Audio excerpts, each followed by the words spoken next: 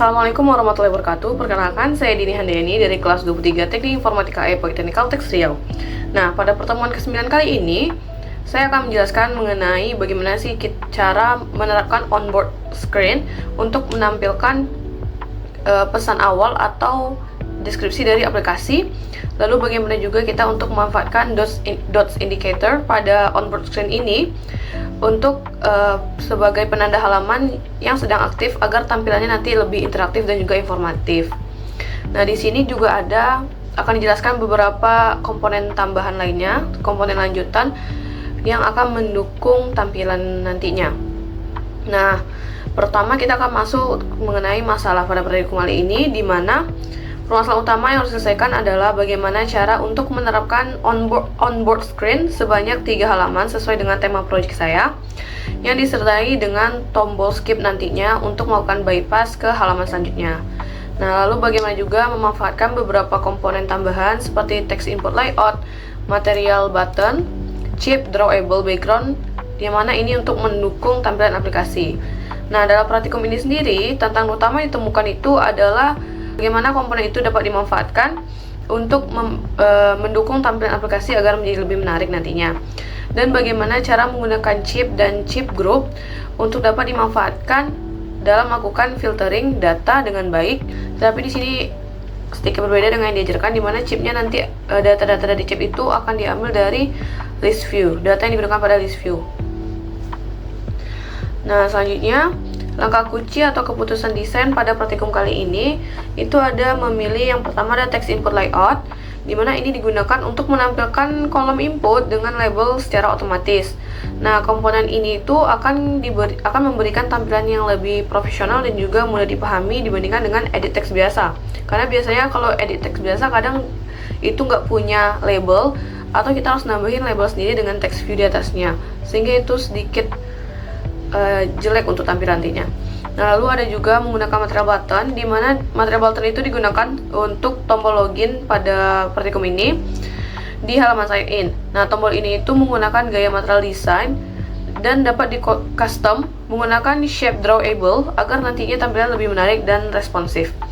Lalu ada juga menggunakan chip, di mana chip sendiri itu adalah komponen tambahan yang digunakan untuk menampilkan opsi atau filter nantinya dalam bentuk beberapa kapsul kecil untuk pada bagian tiket film.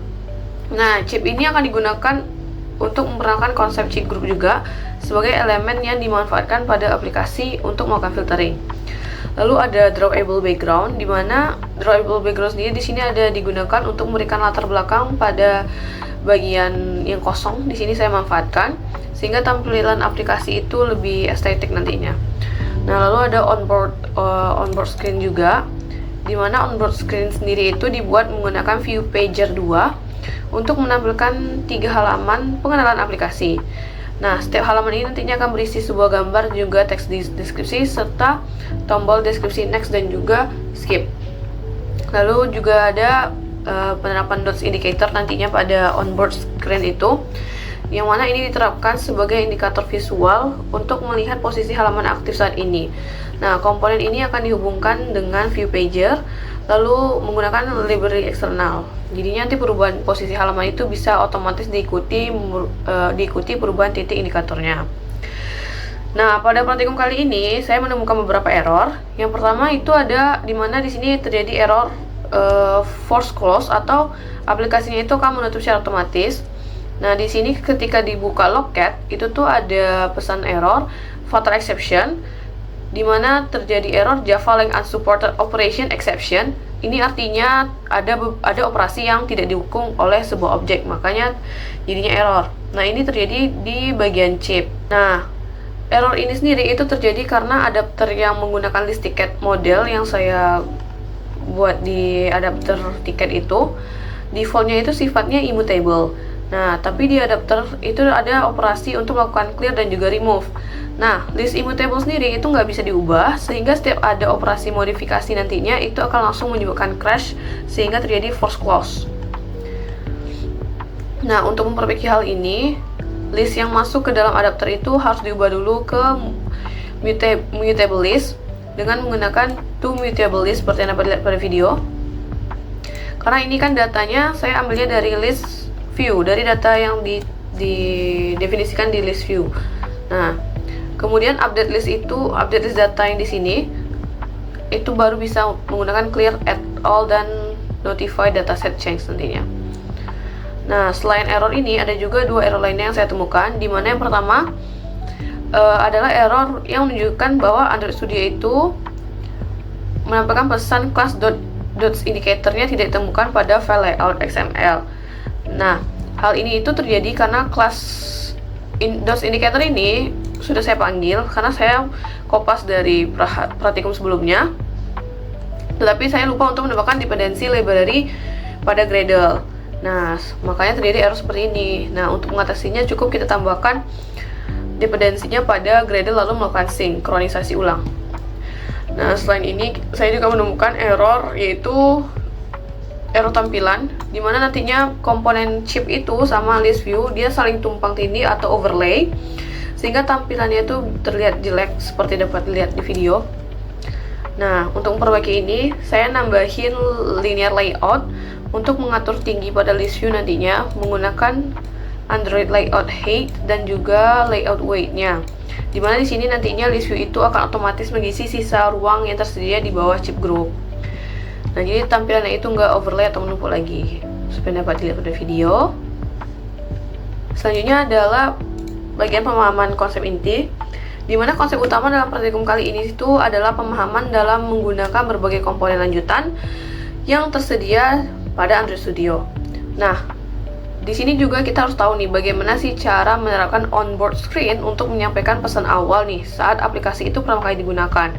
Nah, di manakah berdasarkan praktikum kali ini dapat kita ketahui bahwa yang pertama itu ada komponen text input layout, di mana text input layout sendiri itu berperan sebagai wadah bagi edit text dengan tambahan label dan juga hint, atau ada juga penambahan pesan error nantinya. Nah, komponen ini meningkatkan kejelasan dan keindahan tampilan input text seperti yang dapat di video di sini. Nah, saya menggunakannya pada bagian login, halaman login. Nah, lalu ada juga material button, di mana material button itu merupakan tombol dengan tampilan modern dan juga responsif sesuai pedoman material design. Nah, di mana komponen ini itu akan mendukung berbagai bentuk, bisa round, flat, atau elevate, serta efek animasi ketika ditekan. Nah, berbeda dengan komponen button yang hanya dapat berbentuk round secara default saja. Jadi, di sini kan biasanya kalau kita menggunakan button itu biasanya cuma berupa oval. Nah, kalau material button kita bisa membuatnya menjadi peta atau sedikit lengkung saja. Bisa lebih banyak di custom daripada menggunakan komponen button biasa. Nah, selanjutnya ada penggunaan chip, di mana chip sendiri itu sebagai komponen berbentuk kapsul yang digunakan untuk menemukan pilihan singkat atau kategori. Nah, chip ini dapat dipilih satu persatu ataupun beberapa chip. Nah, ini umumnya digunakan dalam chip group. Nah, di sini lakukan sedikit perubahan, di mana data yang akan digunakan pada chip ini diambil pada data yang digunakan pada list view, sehingga pemanggilan chip dilakukan secara berbeda, tidak seperti pada praktikum yang dilakukan di lab. Nah, seperti dapat dilihat pada video, di sini akan melakukan perulangan for each, karena data pada list view sendiri itu berbentuk array. Saya definisikan. Karena satu film itu bisa terdiri dari beberapa genre, makanya dia dilakukan pemanggilan seperti ini. Nah, selanjutnya ada drawable background, di mana drawable background itu digunakan untuk menyesuaikan tampilan elemen UI. Nah, seperti bisa digunakan pada tombol, pada field, atau juga pada latar belakang aja sebagai background dengan bentuk dan juga warna khusus, bisa berupa gradien juga. Nah, ini nggak perlu menggunakan gambar eksternal. Sebagai contohnya di sini saya menggunakan sudut bergelombang atau wave untuk mengisi bagian kosong pada bagian atas di halaman sign in. Nah, selanjutnya ada onboard screen, di mana onboard screen sendiri itu digunakan sebagai halaman pengantar ketika aplikasi pertama kali dijalankan. Nah, onboard screen ini biasanya berisi 3 atau lebih halaman yang menjelaskan fitur utama dari aplikasi untuk pengguna-pengguna baru. Nah, sehingga nanti mereka dapat memahami tujuan dari aplikasi ini dengan cepat sebelum masuk ke halaman utama aplikasinya. Nah, pada onboard screen sendiri ini juga ditambahkan dots indicator, di mana dots indicator itu berfungsi sebagai penanda visual posisi halaman yang sedang aktif pada view pager. Nah, komponen ini itu akan membantu untuk mengetahui ada berapa halaman nantinya nih yang tersedia dan juga sedang berada di halaman keberapa. Dimana di sini itu digunakan pada onboard screen. Nah, untuk menggunakannya kita harus menggunakan dependensi seperti yang dapat dilihat pada video. Nah, jadi dari hasil praktikum kali ini, bagaimana sih hubungannya dengan materi sebelumnya? Nah, pada pertemuan sebelumnya itu kan telah dibahas bagaimana penerapan bottom navigation dan juga list view menggunakan fragment untuk mengelola halaman dalam satu activity yang sama.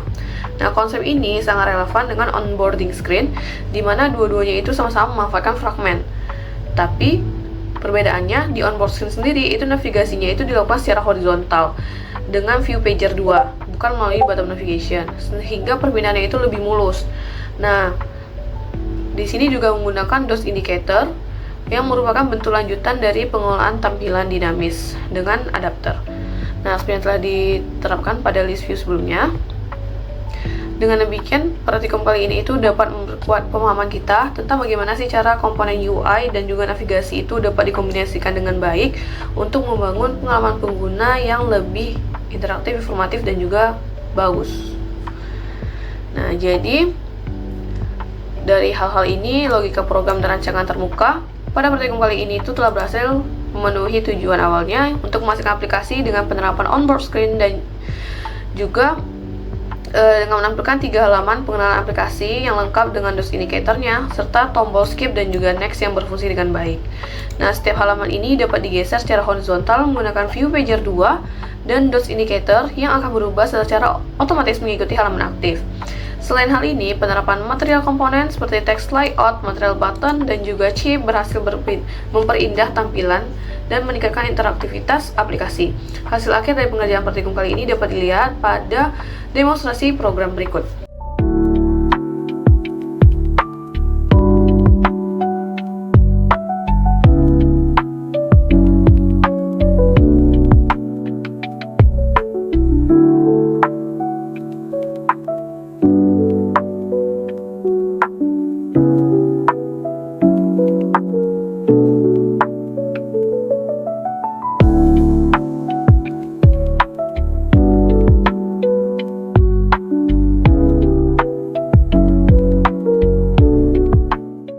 Baiklah, mungkin itu saja untuk penjelasan saya pada praktikum kali ini.